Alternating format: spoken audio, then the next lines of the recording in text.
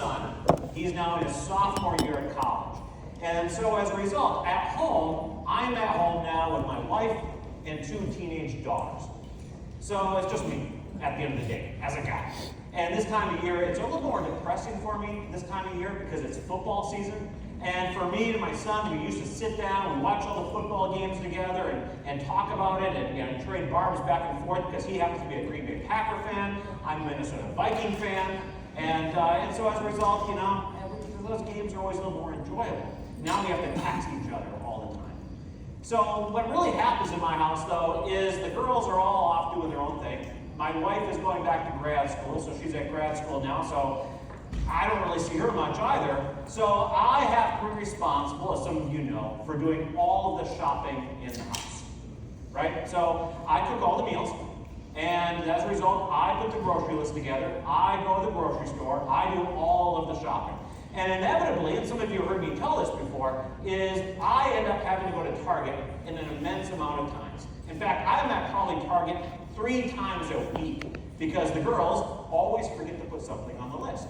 And then they're saying, oh, we need this, we need that. And it seems like my girls go through shampoo and conditioner like mad women, right? They got the long hair. I go in their shower, and I mean, some of the women know this, but I go in the shower, there's hair all over the shower walls. Where does that come from?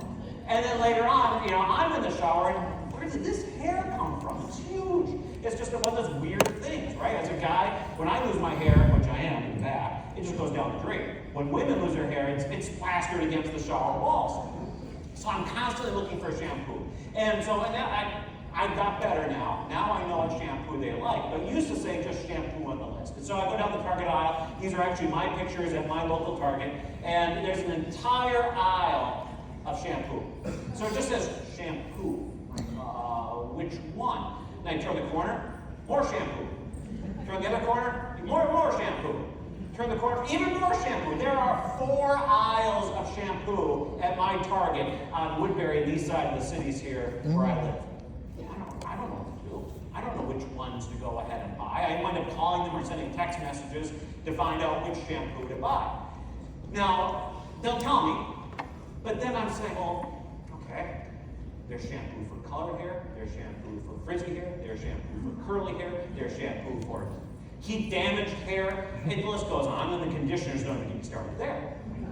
So, at one point in time, though, my wife goes, I need this shampoo. And I look at it, and that shampoo, I didn't get the price at this point in time. Let's make up a number. It was like $10 for a bottle of shampoo. And I asked my wife, I said, why is the $10 bottle of shampoo better than the $5 bottle of shampoo? And she goes, well, it just is. Okay, that's great. It just is, right? It is more. For me, I'm like most men in the room. I'll just use, I actually even look now for the 3-in-1 bottle as a guy. You know what I'm talking about? Hair, conditioner, and body all at once. And it's like, now they even have one bottle, and you can probably see the red ones over there. It's like 24-hour odor protection. It's like, score. I don't have to shower once every 24 hours now, according to the bottle. But the women, it's like, okay, $10, $5. I just want to buy the cheaper one. I want to live on the budget, inflation, I got to make sure that I've got enough money at the end of the week. No, you got to buy the more expensive one. Well, what makes it better? What makes it, the first ingredient on both bottles is water. So what makes these better? Well, when it comes to our business, we kind of run the same dilemma in some ways, right? When we think about product, whether it is annuities, life insurance, managed money platforms, mutual funds, ETFs, how do you make decisions as to which product is going to be a better fit to accomplish the goals that you're setting out to solve for your clients? And that's what really iFactor is built to do. iFactor is built to equip you with the tools, the technology, the information to more effectively evaluate products and how those products are going to fit into a client's overall retirement income strategy. So it's built around data. Now, Joe was talking about earlier just this morning about, how data is only one part of the equation, though, right? We need to make sure that we're working with our clients, in some cases, connecting on an emotional level to address their needs. And, we certainly have AI now that's going to, certainly from a data standpoint, make our lives in some cases easier, which means that emotional side becomes even more important. But iFactor is still built around math and science. That's really what it's designed to do, is try to take some of the subjectivity away when it comes to product decisions, especially in today's regulatory environment, where there's always a bigger and bigger eye on how we're making product recommendations and why we make recommendations that we make.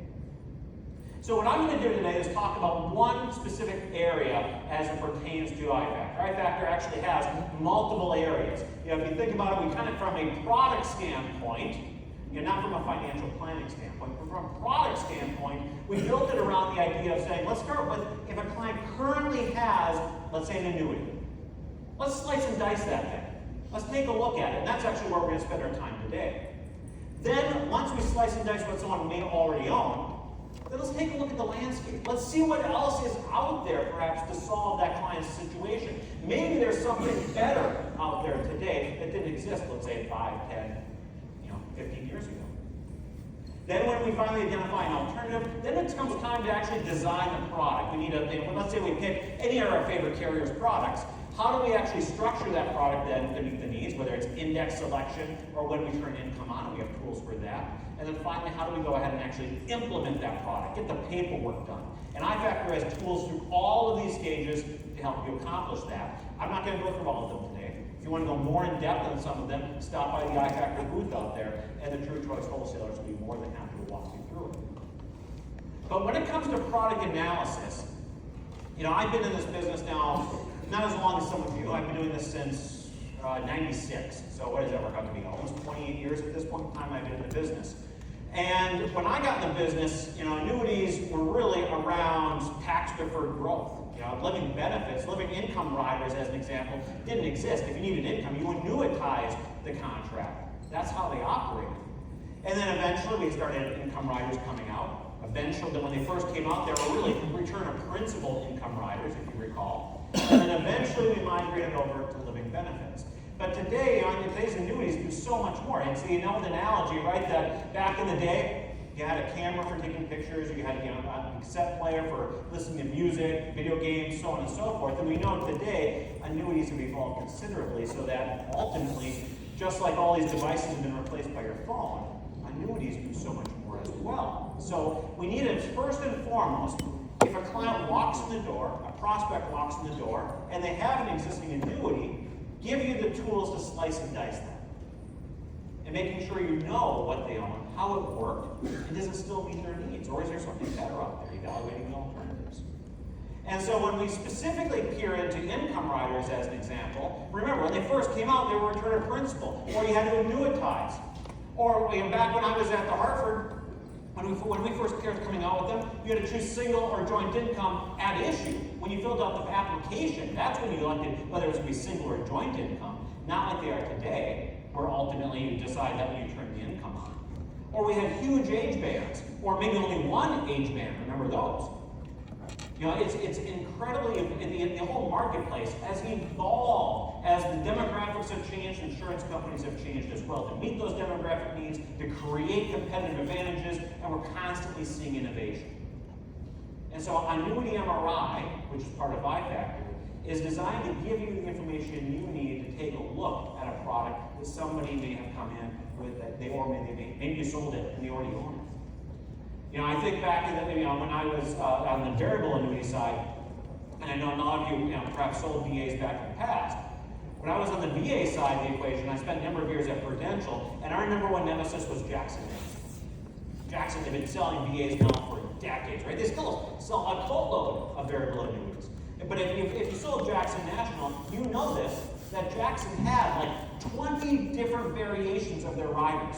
I mean, the pages just go on and on. It's like every 6 months, they tweak those riders. They came up with new ones. And it's not nothing against Jackson, but how do you keep that straight? How do you remember what you sold 10 or 15 years ago? So what we're able to do with Annuity MRI in that process is give you that information. And I'm going to walk you through an example of how that process worked in a real-life case that we've worked on. And I will tell you personally, I've sent my own mother-in-law through this process. And it was a case I actually wrote by my mother-in-law. But here's one that we looked at, this is about a year ago. And this was a contract that somebody brought to us. and said, I need information on this. I didn't sell this insurance company's contract. In this case, a client walked in the door with this contract. I have no idea how it works. Now, the beauty of annuity MRI is all we need from you is the last quarterly statement, or in the case of an FIA, the last annual statement. And my team, the Product and Advanced Strategies team, will work with your wholesaler to slice and dice that product, do the work for you so you don't have to spend the time researching it. And then we'll provide you with the data on that existing annuity. So that's exactly what we did with this one. So this client, this is a year ago, and if you take a look, the contract value is about $720,000. Now we blurred out the name of the insurance company so that ultimately we're not picking on anybody, but this is a real, you can see it's a real life copy of the statement. So they had $721,000 built inside this contract. It was a 60-year-old couple. They said, well, we're going to retire at 65. We're going to apply for Medicare. That's when we're going to retire. So the classic 60 years old, waiting 5 years for deferral. And they said, how does this thing work? Well, first and foremost, in the upper right corner there, we kind of exploded it out a bit. The beauty of this statement is it told us what the guaranteed income was going to be going forward. And what we noticed on the contract is that because of how this contract was set up, the roll-up rate on that contract was going to come to an end.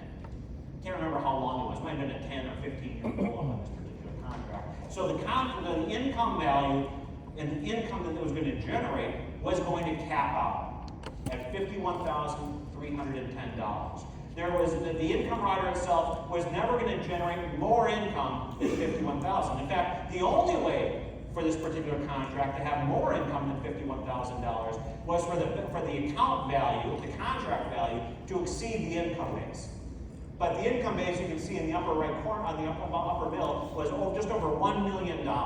So the $730,000 would have to grow to over $1 million in 5 years in order to exceed that $51,000. And what we're able to do, Jay Thudium on my team, who does all of our product analysis, what he was able to do is basically run these reports and give that information to the advisor so that they understood that that income was going to cap out and what type of growth rate you would need to get to exceed that amount. And it was pretty substantial, especially considering the fact that this contract had over 4% in fees. Again, we access the data, we provided that information, we actually access the Morningstar Annuity Intelligence database, we can provide you with the Morningstar Annuity, the Morningstar analysis of the product as well, so you have it for your file. And it was 4%. M&E, rider charges, sub-account fees, 4.11. So you think about from a growth standpoint, you have a 4% drag on the performance of this particular product each and every year. So now, if I want my income to be more than $51,000, I have to have the $730,000 exceed $1 million with a 4% performance drag each and every year. Now, maybe the product works. Maybe that meets the client's needs, because there was an income doubler on this product as well. But as we know, income doublers are fairly common as well nowadays. But the advisor said, "Can we do better?" And like I said, I sent my own mother-in-law through the same situation. I'll tell you that story in a moment.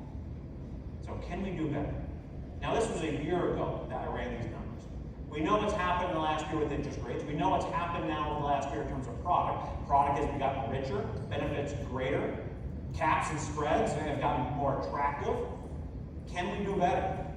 With a year ago, what we did then is we ran it through our income tool, which you can all access on the True Choice portal. But we ran it through and we said, let's search the universe of product. Now, it's kind of blurry up there. You can't really see it, but then I'll illustrate the point in a moment. So we said, what does the universe of product look like? Let's see. The advisor gave us the parameters, but the type of company they were looking at.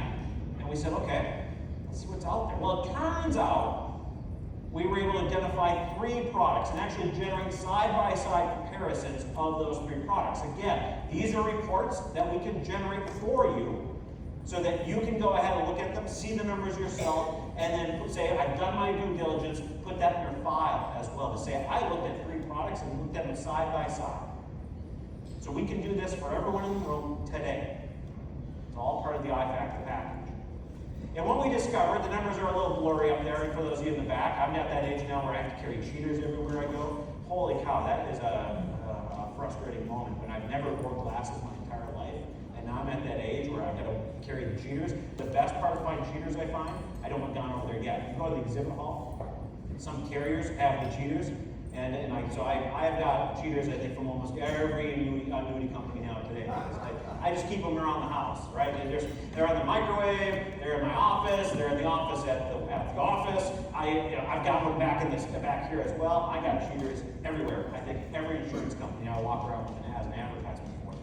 But if you don't have cheaters or you can't quite see it, $71,000. What we were able to do is take that existing annuity of $730,000 of cash built up in there, no surrender charge in this particular case. See what we can do to apply that to a new contract, and we were able to go from $50-some-odd thousand of guaranteed income to over $71,000 of guaranteed income with no additional premium and no performance required. Able to enhance the client's position. And by providing the annuity MRI process report, you now have all those data points. You have fees, you have surrender charges, you can see how long the roll-up is going to last, what the payoff factors are for that particular contract. And then we can go and search the universe to see, are there products out there that can enhance the client's situation, put them in a better spot. And I factored to identify the fact that we could. In fact, what we're able to quickly discover is we went from 4% fees to 1% fees, a 75% decrease in the fees they were paying. And we were able to go from $51,000 to $71,000, almost increasing their income by 40%, with no additional premium. I mean, that's the environment we're in today. We're in such a rich product environment. And this was a year ago. I haven't rerun the numbers, but if I rerun them today, I bet you I'm over $71,000 in guaranteed income, because that's where we are. Now the challenge, of course, is what did the Fed do yesterday? They cut rates, right? 50 basis points. Now the key to keep in mind, because I have this conversation with a lot of folks, even my friends, they'll say, well, the Fed cut rates. That means interest rates are going to go down, right? Just remember what the Fed is cutting. When the Fed is cutting rates, are they actually cutting consumer interest rates? No. They're cutting, there are a couple different rates they can cut, but oftentimes one of the rates they cut is the interest that the Federal Reserve pays to banks when they park their reserve dollars at the Fed. So in other words, banks are going to earn less on their money. The idea being is since the banks will earn less on their money, they'll deploy those dollars not at the Fed any longer. They'll deploy it on the consumer level. They'll loan it out. They'll loan it out at potentially a higher rate than the Fed would pay. So ultimately, that money gets pushed back into the economy to create additional money supply. So in essence, it's a trickle-down approach. And then eventually, it will trickle down to bonds. But remember, there's no direct correlation between Fed cutting rates and the 10-year Treasury, as an example. There's plenty of evidence out there that when the Fed cuts rates, it doesn't mean that the 10-year Treasury is going to drop, because the 10-year Treasury, those yields are determined by supply and demand. Now, that's influenced by what the Fed is doing, but it's not a direct dollar-for-dollar influence. It's kind of, the Fed is kind of tinkering around the edges, and it will cascade down. And it works. It does. But just remember, the Fed cut rates, that doesn't mean that tomorrow suddenly mortgage rates are going to drop considerably. Now, the bond market's already priced in the Fed cutting the rates, so we're already seeing that. But I just kind of, as an aside, just remember when the Fed is cutting rates, what they're cutting. And there's other rates that they cut. There's intraday loans and such as well. But the key is, and the reason I mention that is as the Fed is starting to cut rates, we are going to start seeing carriers, and we're already seeing that. Because remember, the bond market's pricing this in already. We are going to see carriers start to pull back, and we're starting to see that. The reason I'm going on this tangent is because, I ran these numbers a year ago, and the rates today are probably better, but now is the time.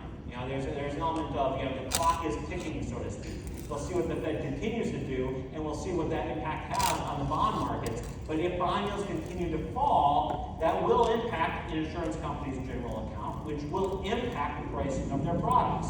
So the products that we have today, it is an incredibly rich environment. 6 months from now, some of the features that we have, some of the rates that we have, might not be as attractive. 76 years right, Daniel? So 76,000. So Daniel ran her here right in the front. Daniel staged here actually after I'm done. But he just ran it, he said it's $76,000 right now. So it's $5,000 richer than it was a year ago. So the key is, if you're sitting on a block of annuities, now is the time to take a look, pull out that file drawer, see if you can enhance the client's situation. But what if the client stayed put in my example? What if the client just said, I want to stay put, I have faith in this contract, it's worked for me up until now. Okay, let's do some math. There's a tool inside of iFactor, that tool, relative income value calculator, and it will do the math for us. And it will say, can the existing annuity catch up?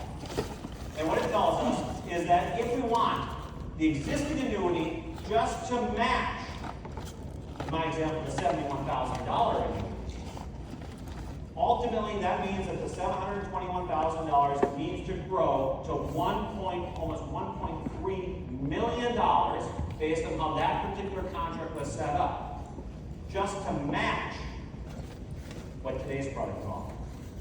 Which ultimately means when the calculator did the math, you need a 79% net growth rate over the next 5 years, just to equal what today's annuity would offer. That works out to be over 12% annual growth each and every year for the next 5 years, after a 4% drag on fees. Could it happen? Sure, it could. But put that in front of a client. What would you rather do, Mr. or Mrs. Smith? Do you want to go ahead and look at a contract that requires no additional premium and 0% growth for the next 5 years? Or do you want to go to a product that's got a 4% drag on your fees that's going to require you to get 12% growth each and every year for the next 5 years just to match the one I'm proposing? To me, it seems like a slam dunk, and it was. It was a slam dunk in that particular case. The key here is that we can put clients in a better position in a lot of cases without any additional risk, without any additional premium. In my mother-in-law's case, we had actually already turned income on. So I was a few years on my mother-in-law's case where we had been taking income. We'd actually turned income on, and I was able to go through the annuity MRI. Now, I sold it, so I knew more about the product. But I was able to go and look at my mother-in-law's case. I was able to see, okay, what is this thing going to do next year, 2 years later, down the road in terms of income, even though we had turned it on? And could I put my mother-in-law in a better situation? The answer was yes. Even though she had turned income on, I was able to improve her income situation by looking at the alternatives out there, by going through the process. And she said, wow, I mean, it's not going to cost me anything? No, it's not going to cost me anything. No additional premium, no additional growth. We just go ahead and complete some additional paperwork, and we're increasing your income. Sign me up. Let's do it. Let's do it. And the beauty was, in her case, there was still a surrender charge. Now, it wasn't a big surrender charge, but there's a lot of carriers out there right now that will take cases if there's a cost of 3% or less. If there's a charge, a surrender charge of 3% or less, some carriers are more aggressive than others. They'll take a look at those cases because that's the environment we're in today, where we're able to put clients in a better situation, even if there's still a small surrender charge, even if they're taking income. So, you can stop by the exhibit hall, ask the carriers, what's their position on that? How do they look at that? Because every carrier is a little bit different, and your True Choice wholesaler can help you navigate those waters. But don't ignore cases that are sitting in your file cabinet where you flip the switch and turned income on. It's only been a few years, perhaps. No longer, if you've been taking income for a lot longer, it's not going to work out that way. But don't ignore those cases either, because today's environment is certainly benefiting the consumer much more than it was a few years ago. Because when I sold my mother-in-law a case, it was that we get surrender charge 1%. So we all know what those caps and spreads looked like back then. They weren't nearly as attractive as they were today. But as a result of going through the MRI process, I was able to improve my mother-in-law's situation. She thinks I'm a hero. And all I did is say, I didn't build the product, I just ran the numbers. She's like, that's awesome. So as a result, her and my father-in-law going down to Arizona on a little trip this winter. He said, we can get out of Minnesota, we're going to get in their car, do a full road trip. She says, I wouldn't have been able to do that because I live on a fixed budget. I wouldn't have been able to do that otherwise. But I was able to improve their situation, and now they're going to get out of the cold and go down to Arizona. You know, just like thanking me every day. And that's just me. I don't actively sell. This is family. You guys have drawers full of clients. We can benefit their situation, improve their situation. Send them through the annuity MRI process. Now that leads us to the next step, component though, is we can layer the client's current situation with their proposed situation and take a look at the withdrawal rate analysis that we can do as well as part of IPAP.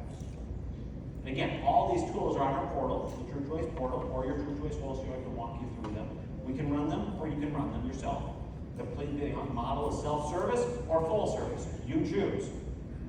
But when you do a withdrawal rate analysis, now you can take a look to see what does the client's current situation look like with respect to the retirement income strategy, and how is that going to be different with a proposed annuity that we're going to be talking about.